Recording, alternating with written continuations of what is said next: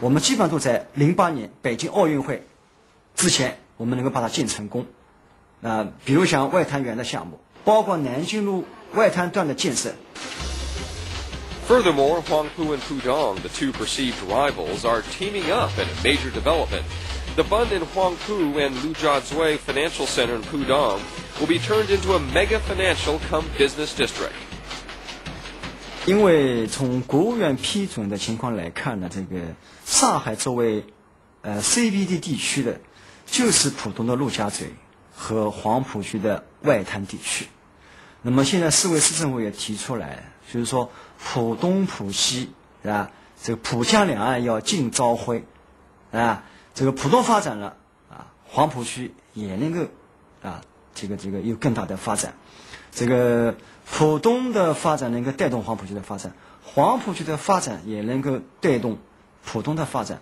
实际上我们这两个区尽管是一江之隔，但是我们还是有很多相互之间互相支持、互相促进的地方。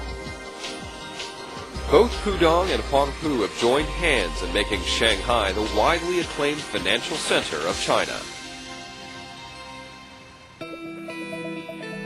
Pudong's 2003 GDP was 150 billion RMB, a gigantic leap from a mere 6 billion RMB in the year 1990.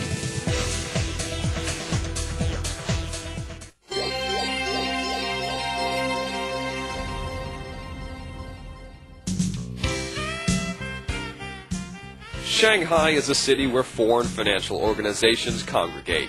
By the end of 2003, there were nearly 90 foreign financial organizations in operation. More than 60 are foreign banks, branches, or outlets. This number accounts for nearly a third of all foreign banks in the entire country. Among them are big names like Citibank, Standard Chartered, and ABN AMRO. But in terms of total loans issued in China, they still play a minor role. Foreign banks are very small in China. I mean, they account for less than 1% of the total loans.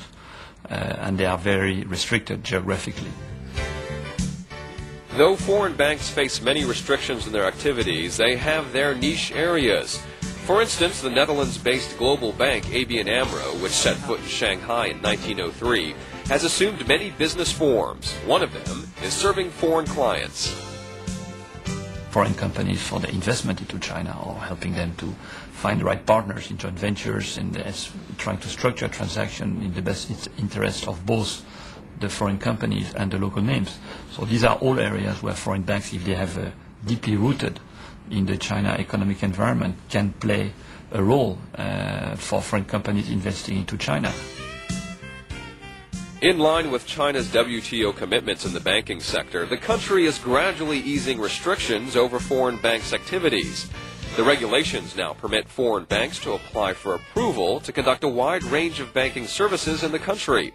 China is also committed to allowing foreign banks' involvement in foreign exchange and RMB business by the year 2006, subject to minimum capital requirements.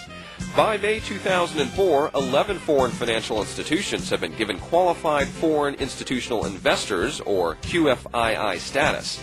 This means they can invest in RMB-denominated A shares and treasury bonds. Since December 2003, qualified foreign banks have been allowed to conduct RMB business in 13 cities, up from the previous 9. They've been given the green light to provide RMB-related services to Chinese companies as well.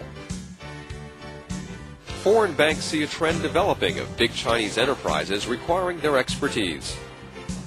Chinese companies who have a policy to expand abroad very rapidly, we're helping them to define a strategy, identifying potential targets. I mean, if you see at the growing M&A amount for Chinese companies abroad, I mean, it's still relatively limited, but you have a certain number of successful cases.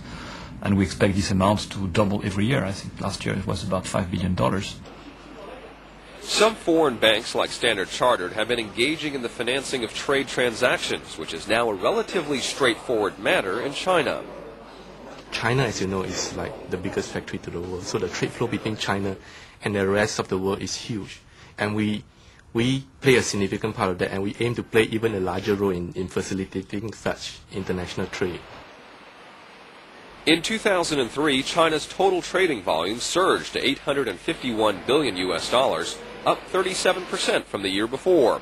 Besides trade financing, Standard Chartered, the oldest foreign bank in China, is positioning itself to serve individual consumers as well.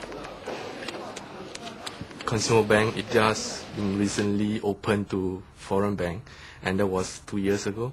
But initially, the foreign bank like ourselves are still not allowed to provide local currency business to the local citizens. This only happened in 2006, 2007.